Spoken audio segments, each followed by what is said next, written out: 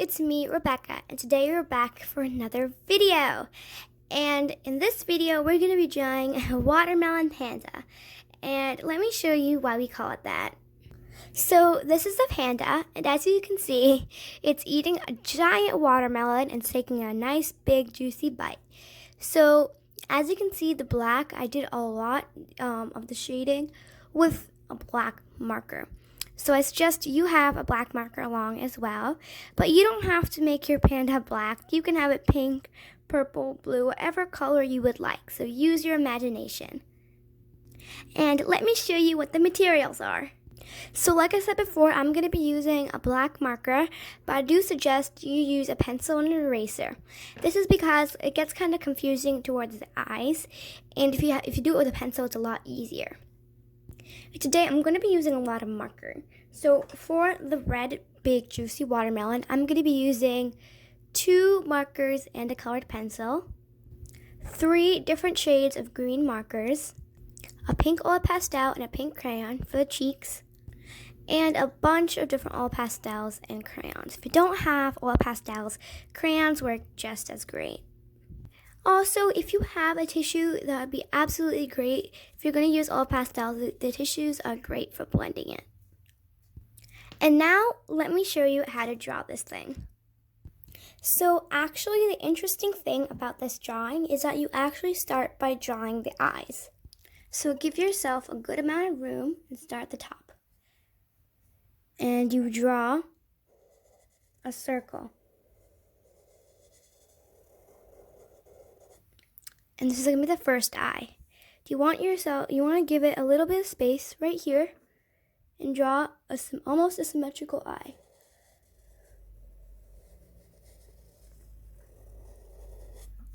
Like that. As you can see, they're very similar.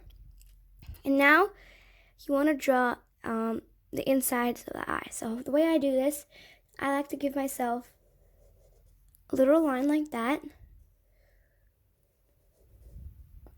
Like so, and give yourself 2 circles inside.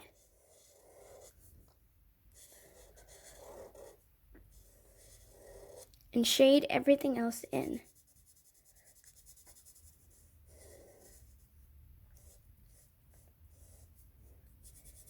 And if you're using pencil, you don't have to shade it in. Just go ahead and use that black marker to shade it in. Okay. Now if you want, you can have a few lines, 1, 2, 3, 4, just like that. And now we're going to draw a little thing around the eyes. So you want to have a little away and give yourself a point. And you want to kind of do the same on the other side. Make it very even. And now you want to draw a circle around it. Now when you get to the bottom, you want it to be a lot farther away than how close you are to the eye. So you want to be end around here. And make sure it's not all the way at the bottom, you want it to be a little to the side. So you want to kind of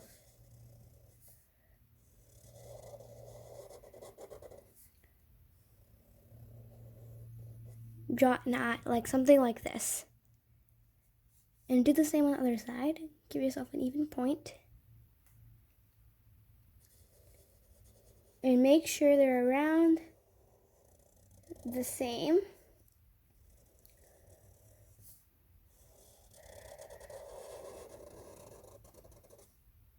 Like that. It's okay if they're not exactly the same, but something around like this. And now in between, you want to give your little line. And you want to give it a little curve like that. And don't shade it fully, just shade it just like that if you're using a black marker. Give itself a little highlight. And now we're going to make it so that it looks like it's eating. So the way we're going to do that is you want to draw a line down and curve it to one side. And now from that line, you want to give a little line like an angle, and you want to draw a semicircle. Like that. So it looks like it's eating. And now you have to draw the head. So the way we're going to draw the head is super simple and easy. you want to draw a line curving around just like this, and do the same on the other side. A little point and curve it just like this. And you can keep curving it in, and you don't want to just go all the way around because we need a little gap just right here. So make sure you leave a little gap. And now what you're going to do is you're going to go 1, bring it back 2. That's all we need. You can continue your circle. And now it looks really weird right now, but we need to draw the ears for it to be complete. So to draw the ears, you just draw 2 semicircles. One, and give yourself another one.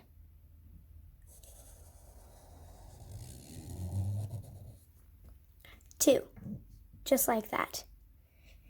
And now you want to kind of bulge it out, but not that much, so that it looks like it has stuff in its cheeks. So not that much, just a simple, like that. You want to make sure you bring it back in. And now we're going to draw the watermelon. So you want to draw a line, but you want to make sure you leave a little gap right here to draw the 3 bunch, the bite marks. So you want to start a little bit out. And make sure you draw your line as straight as you can. If you want, you can even use a ruler for this part. Start from the other side too, just a bit. And once you think you've got close enough to the middle, you can go 1, 2, 3, and match it up. Okay, so now you want to draw the big, juicy watermelon. So the way we're going to do this is you want to give a little angle on both sides. And now you want to give a huge semicircle connecting it all together. But wait, you have to leave a little spot, like a little gap here, to drop the paw. So you start, and you go pretty close, but then you have to stop. And then you want to draw a semicircle like this, to continue it down to create like an oval shape. And you want to continue, and you have to stop for the next paw.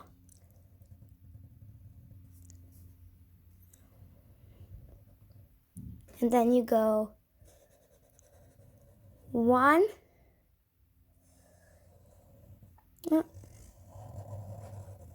2. And if it's just a bit bigger, that's fine. You can extend it because we're going to do most of the shading with the black marker itself. Like that, and you just keep going and you finish off the watermelon. And now you just need to shade the parts I tell you. So you shade in 1, both ears, both paws. And you have to shade in this, but be careful. So what I like to do is I like to draw. This is where it gets confusing. So if you're using pencil, do what I do. If you're using a marker just like me, do what I do. But if you're not going to use shade in with the marker, I suggest you do this part with a pencil. So what you want to do is you want to outline this with, you want to go a little the way so it gives a white outline. I'm going to be shading with a marker, so it's fine for me to use a marker. But if you're going to use crayons to shade it in, then you should do this part in pencil.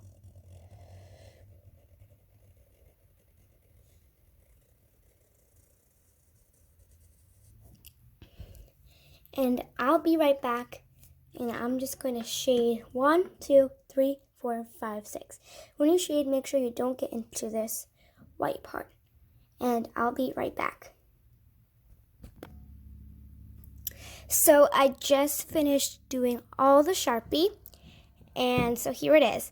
So if you're not going to use Sharpie or a black marker to color like I am, don't color it just yet, okay? So you're going to focus on that after. And now there's only a few more steps to finish drawing, and let me show you what those are. So the last 2 steps is to draw 2 lines along the watermelon. So you want to go here. This is going to be the green part, so make it quite thick, not too much. And you just follow the line. And make sure to try to keep the same width all along. So try to keep them equal parts away. Maybe a little tricky. That's fine. And now, one more line, but make sure this is kind of thin. Not nearly as thick, maybe 1/2 as thick as the green part. Oops. And like that. And now what we need to do is draw some some seeds. So you can draw them like a teardrop. So like this, and you want them all to kind of be facing the panda. So what I mean is they can go a little off like that, but you should have them in a general direction upward. We can have a little to this angle.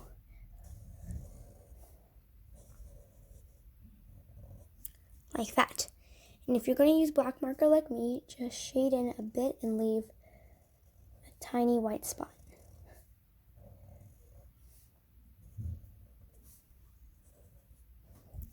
And now it's time to color. So we're going to start by coloring with our colored pencil. So our red one, take your red colored pencil and just slowly just color the watermelon.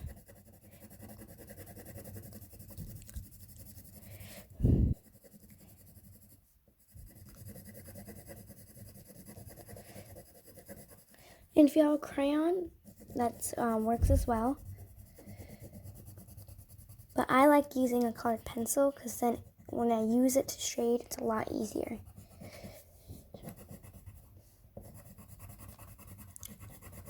And all you're going to do is just fill in the entire watermelon. And I'll be right back. Ta-da! So I just finished doing the watermelon. So make sure you color it nice and well. And the color is very strong. So there we go. So this is the part of the watermelon. Now, if you have a darker shade of red, so it doesn't have to be a marker, but it can be a colored pencil, it just has to be a darker shade of red. So I have my 2 markers right here. And you want to take one marker and just go along the edge. All this does is just kind of shades it a little bit. Like that. And just go around the seeds.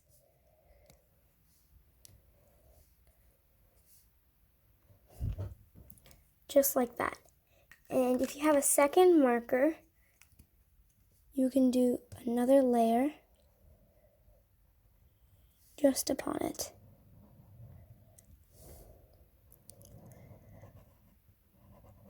Just like that. And all that does is just give it a strong shading. And now you want to leave this first line blank. Leave it white. Or if you want, if you have a white crayon, a white colored pencil, a white all pastel, or a white marker if you have one, just go in with that and just color it in.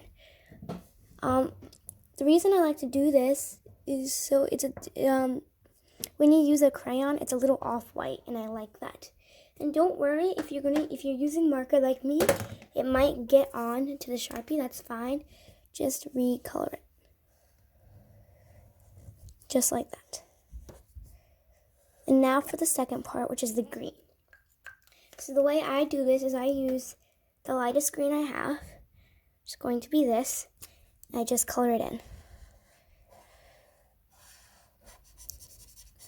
Doesn't matter how you color it in, but make sure you color the entire thing.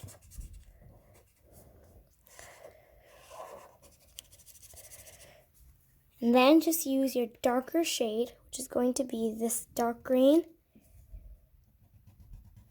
and just line it. And just gives a little bit of shading. So now that our watermelon is done, the next step is to take a white crayon or a pastel, or maybe a colored pencil, and just shade in the entire white part, except for these two little eyes. Shade in the entire thing. Or if you don't want to, you can leave it paper white. But I like to do it so it gives a little off-white color. And I'll be right back, and I'm just going to do it.